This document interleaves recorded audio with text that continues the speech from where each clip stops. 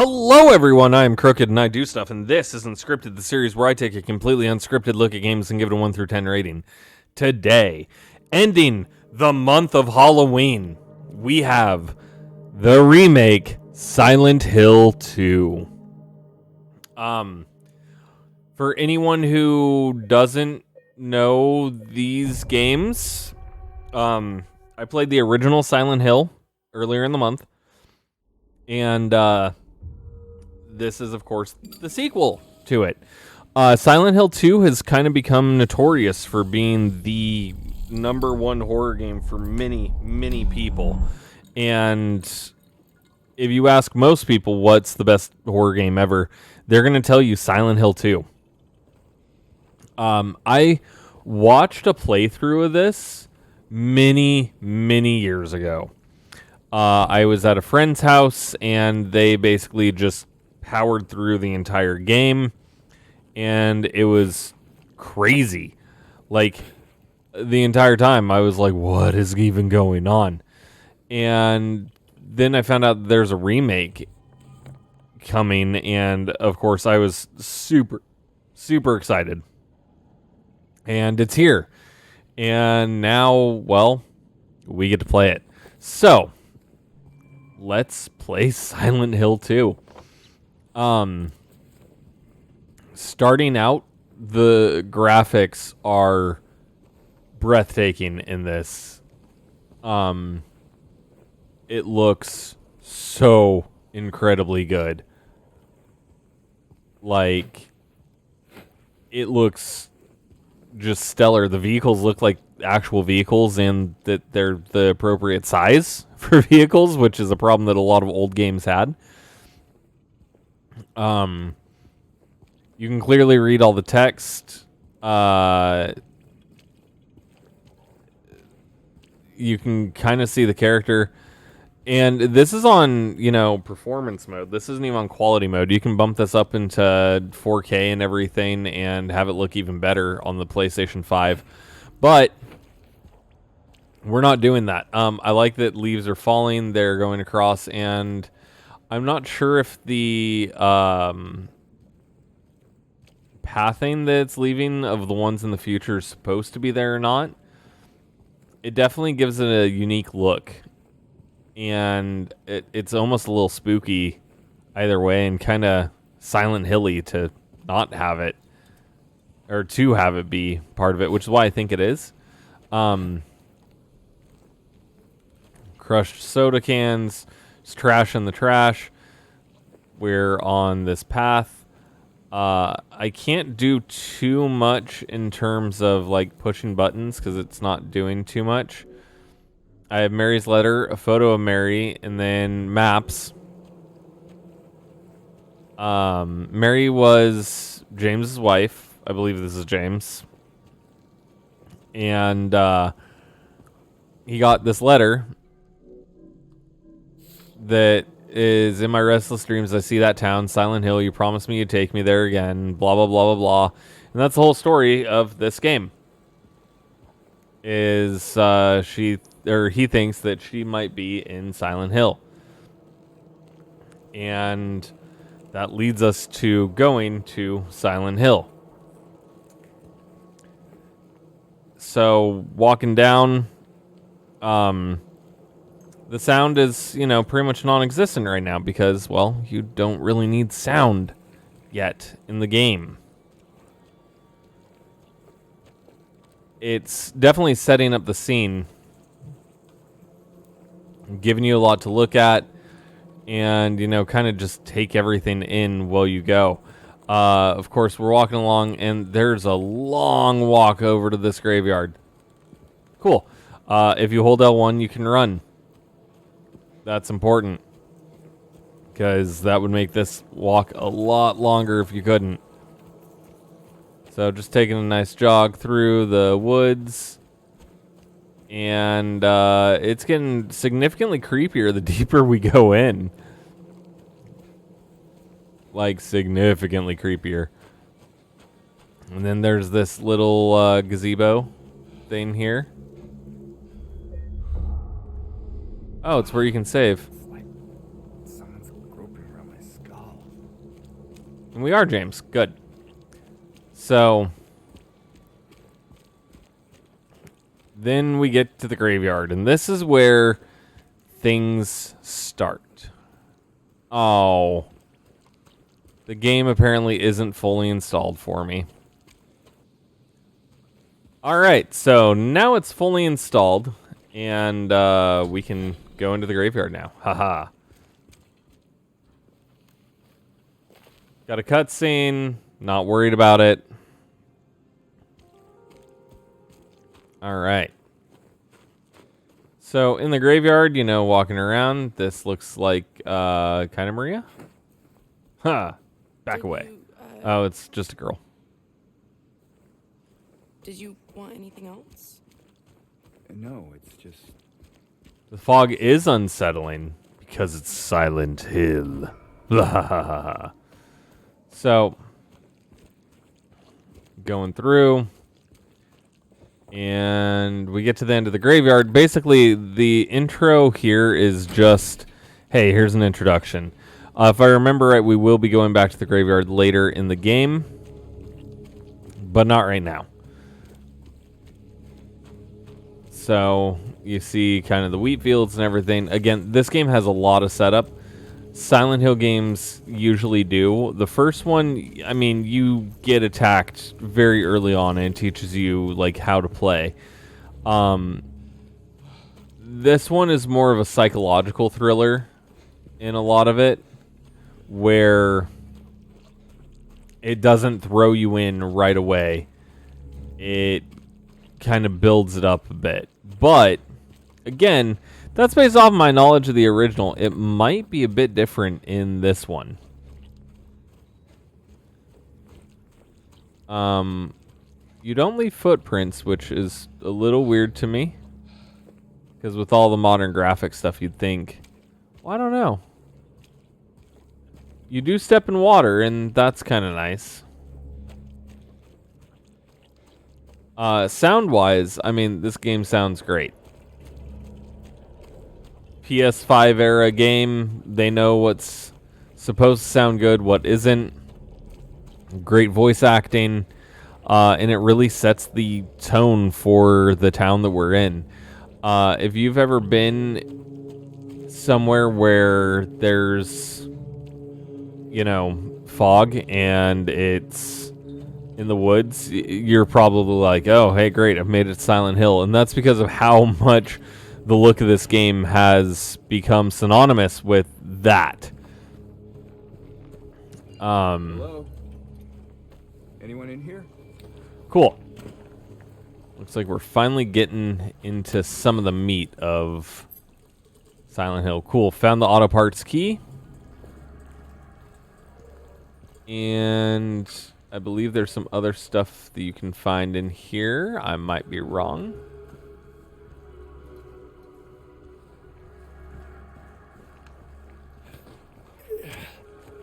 All right. Let's go to the auto parts store, the auto parts store, the auto parts store. You don't have to open your menu and use, which automatically makes Silent Hill very, very friendly for playing, because you can just get an item and you can use the item at the correct spot.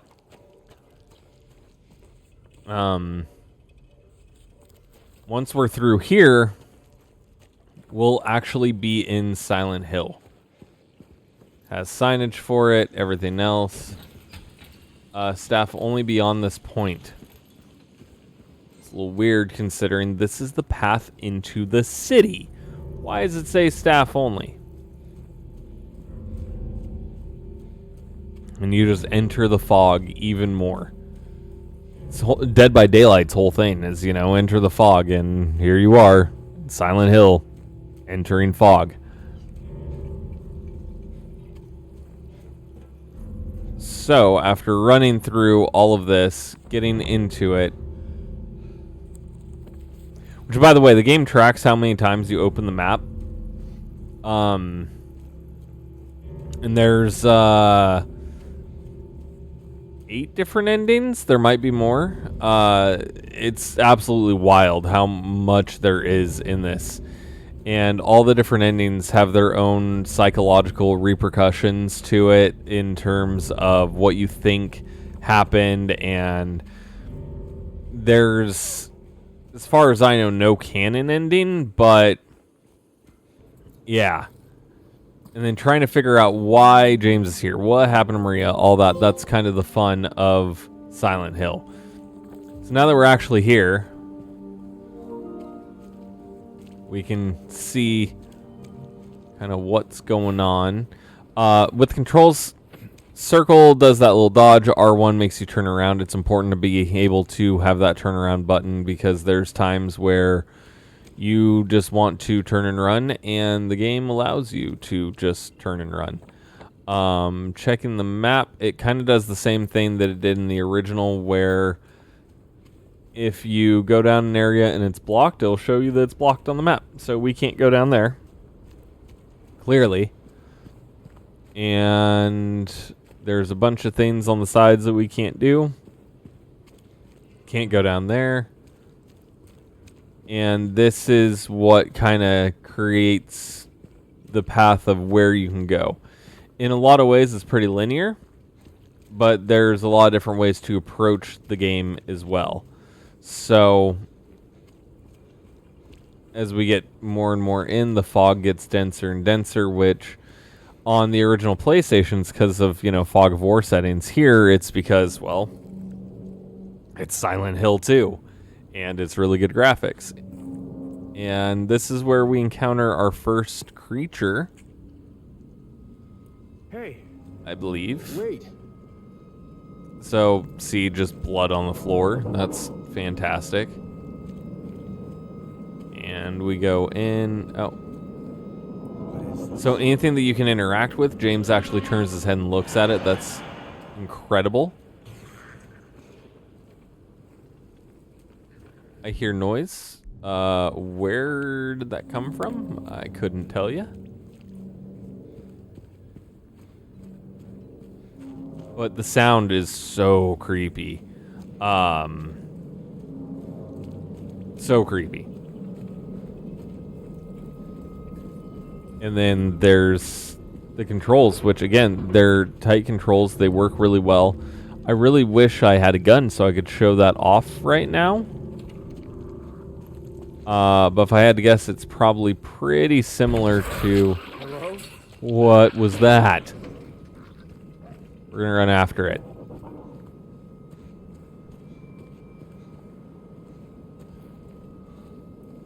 Objects marked with white cloth? Oh, okay.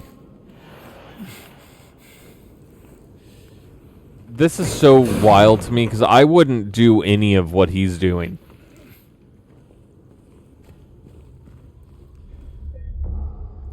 Oh, yeah, the red things are saves. Always important.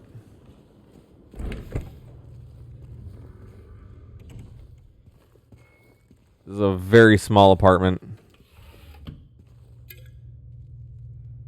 Nutrition supplement. Good, good. Yep, triangle to use health drinks. You'll need those.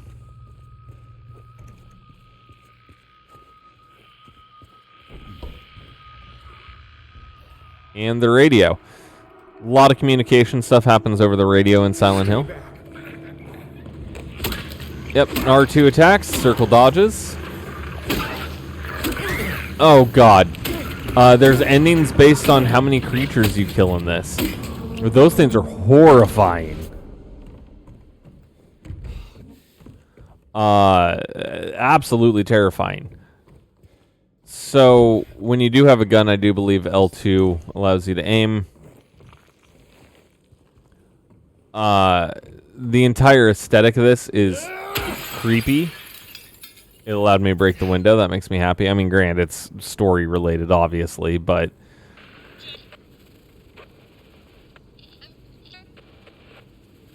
So then he thinks he's hearing Maria. Or he might be hearing Maria. Who knows?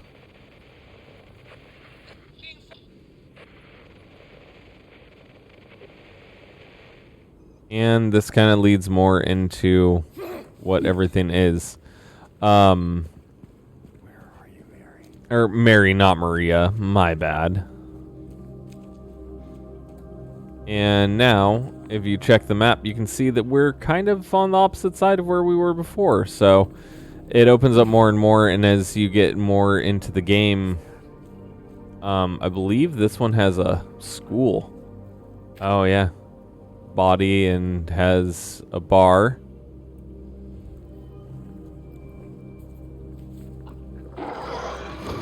Oh, God, what was that?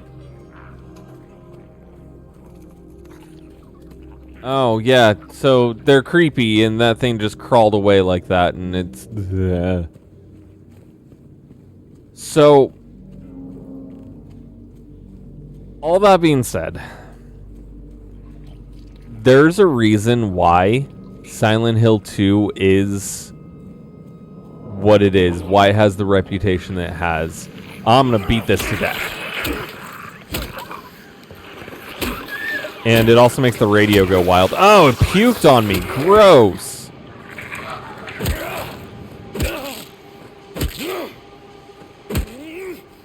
I'm a little upset that it doesn't use the haptic triggers, because that would make it like absolute perfection, above perfection.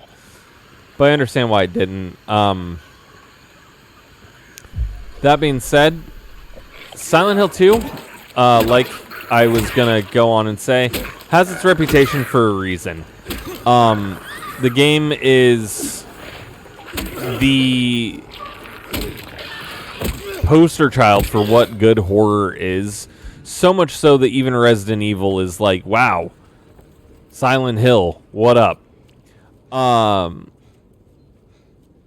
the creepy aesthetic and everything else, and the fact this is only like, if you take your time with absolutely everything, an 18-hour game, but if you know even somewhat what you're doing, it's not that long of a game at all, and you can complete it in like, I think 4 to 6 hours. It's the perfect little snippet of horror, and it makes you think at the end, and honestly, this is a perfect horror game in every way. It allows you to approach it in so many different angles, and you're going to have a fun time. Even if you don't like horror, Silent Hill is one of them that kind of transcends horror and genres to the point where anyone will enjoy it and have a good time. And I can't give it less than a 10 because it has a legacy of perfection. It's known for being one of those perfect games, and the remake just honors that in every way that it possibly can. And it's something where even if you don't really play horror, you should check this out. So, that being said, comment down below. Let me know what Silent Hill 2 experience you have, or what Silent Hill experience you have in general. Like this video if you enjoyed what you saw. Hit that subscribe button, that way you never miss out on an episode of Unscripted, and hit that notification bell so that way you'll be notified whenever a new episode comes out. And with all that being said, I do want to thank you for watching, and I will see you on the next episode. Bye!